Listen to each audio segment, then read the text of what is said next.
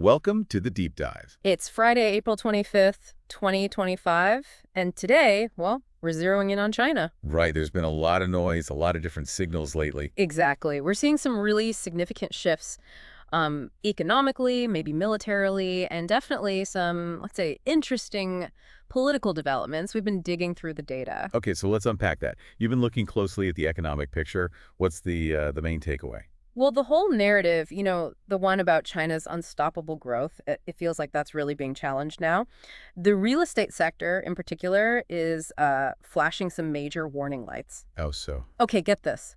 The People's Bank of China estimates something like 70% of Chinese household wealth is tied up in property. 70%. Wow, that's incredibly concentrated. It is. And at the same time, the National Bureau of Statistics says housing prices, they've been falling for 28 months straight. 28 months. That's over 2 years of decline.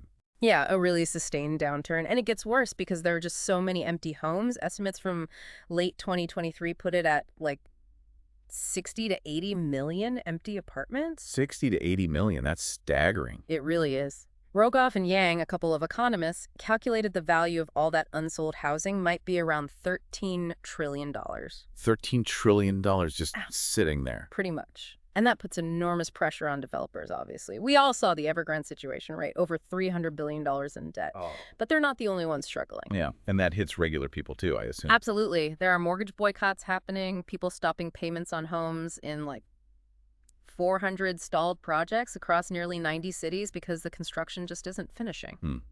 A real crisis brewing there. What about the bigger picture? China's overall debt. Oh yeah, that's another huge factor. The Institute of International Finance estimates China's total debt to GDP ratio is around 345%. 345%. How does that compare? Well, the U.S. is around 123%. Japan's maybe 266%. So 345% is, well, it's very high. And the speed it grew is also striking.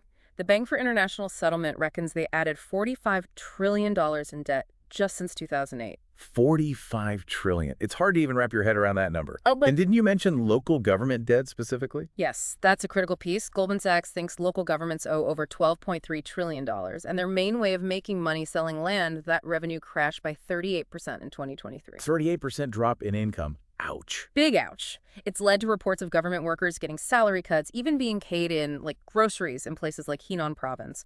Plus, you have the zero COVID policy cost, maybe $1.3 trillion in 2022, according to the FT. It all adds up.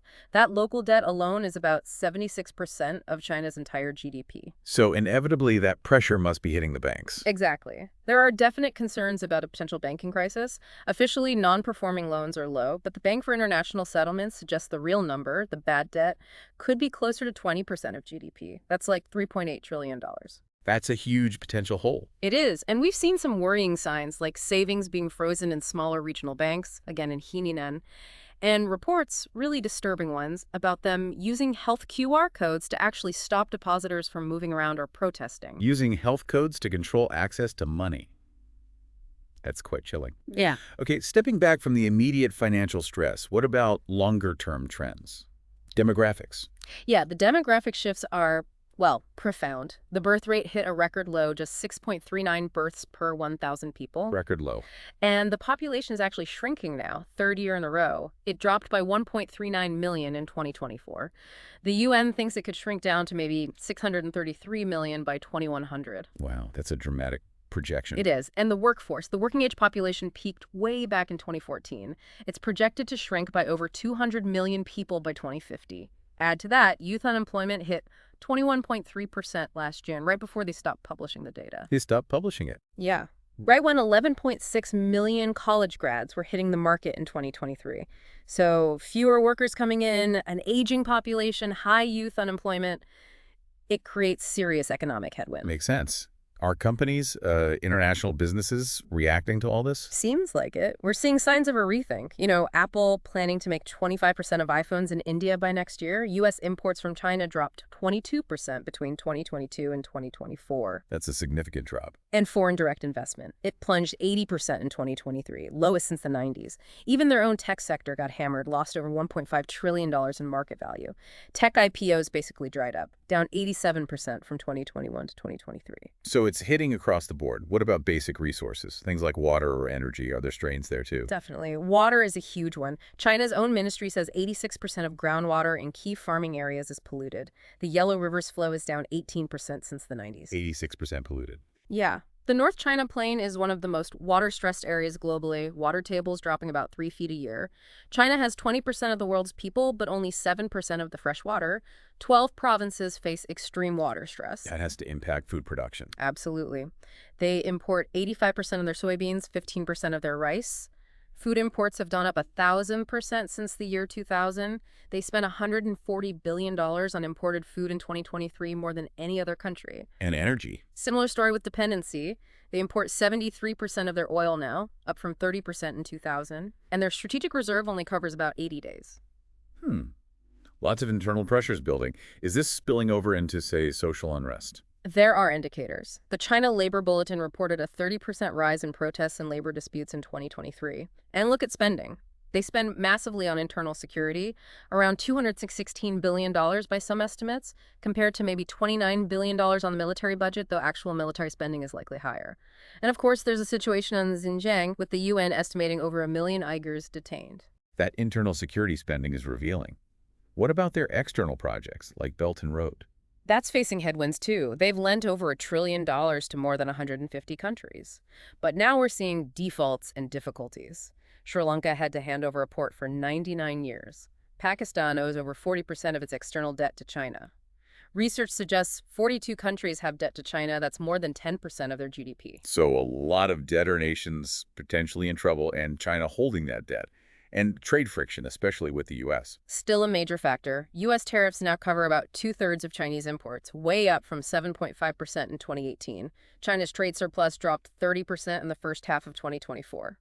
Exports to the U.S. fell from $540 billion in 2018 down to $427 billion in 2023.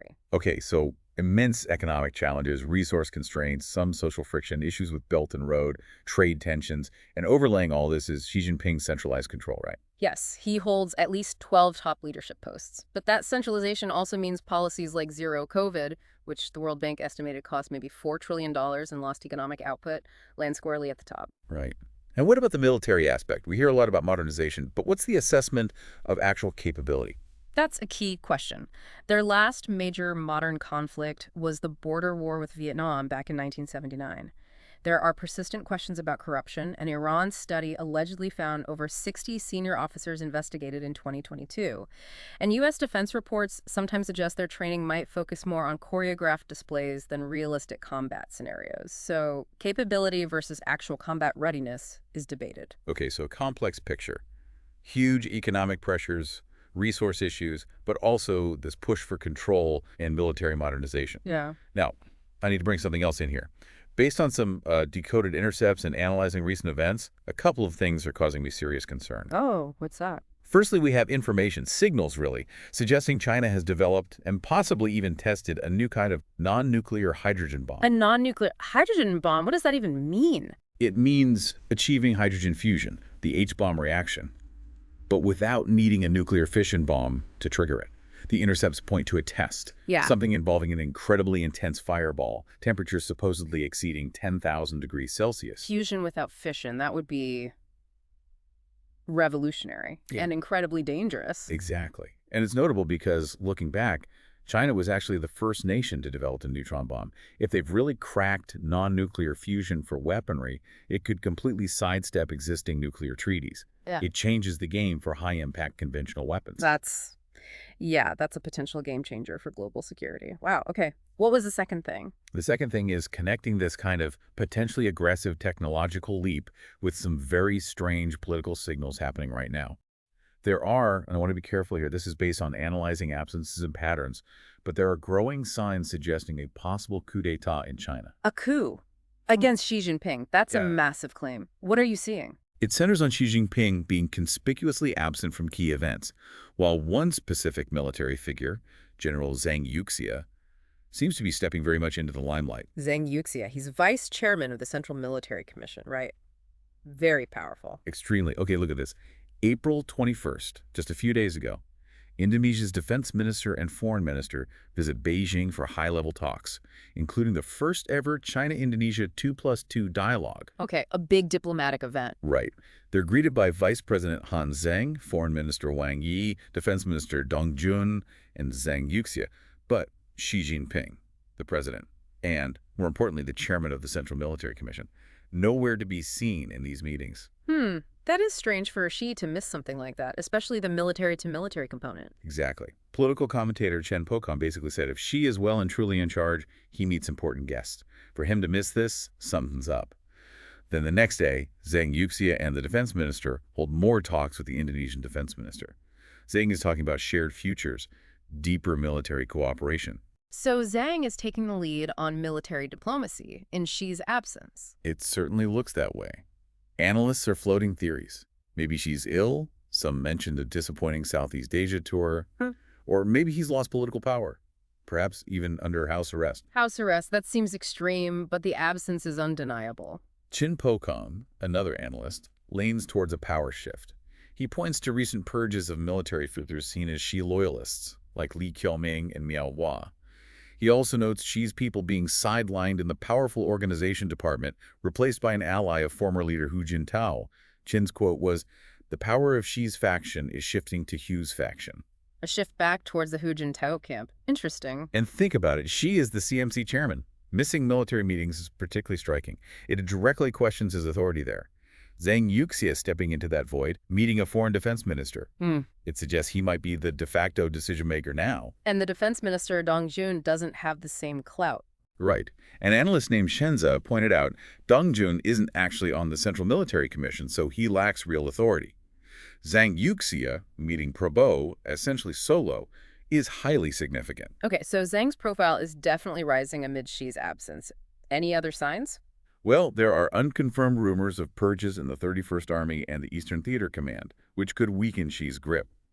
A Taiwanese researcher, Xin Mingxi, said flat out that with Xi's allies under investigation, Zhang's control over the military seems clear. These are strong claims, even if based on rumors and analysis. They are, and they follow earlier reports, like speculation Xi suffered a stroke during a meeting last July.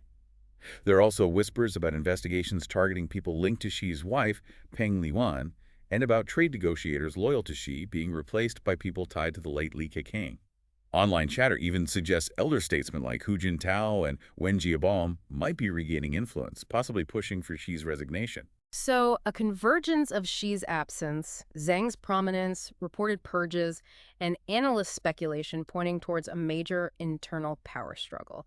How's the official media handling it? Very cautiously, they seem to be downplaying Zhang Yuxia's meetings, giving them low-key coverage, save for a trip by Hu Qinhua, once seen as a potential Xi successor. Some analysts think this is the party trying not to confirm Xi is weakened, but the lack of transparency is just fueling more speculation. Right, trying to maintain stability theater, but it backfires. Okay. So bringing this all together, we've got an economy under serious strain from multiple angles: property, debt, demographics, resources.